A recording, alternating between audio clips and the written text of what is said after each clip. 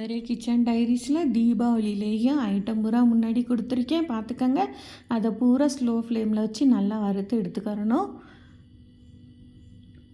அதை ஆரம்பி போட்டு பொடி பண்ணி வச்சுக்கோங்க. எவ்வளோ பொடி எடுத்தோமோ அதுக்கு 1.5 மடங்கு வெல்லம் எடுத்துக்கிறணும். தண்ணி ஊற்றி வடிகட்டிட்டு அந்த ஜூஸில் பாகுபதம்லாம் பார்க்க வேணாம்.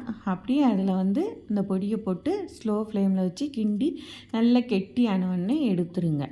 அதோட கொஞ்சோண்டு நெய் சேர்த்துக்கங்க. நான் மஞ்சள் பொடியும் உப்பும் லைட்டாக சேர்த்துருக்கேன். மறக்காமல் சேனலை சப்ஸ்கிரைப் பண்ணுங்கள்.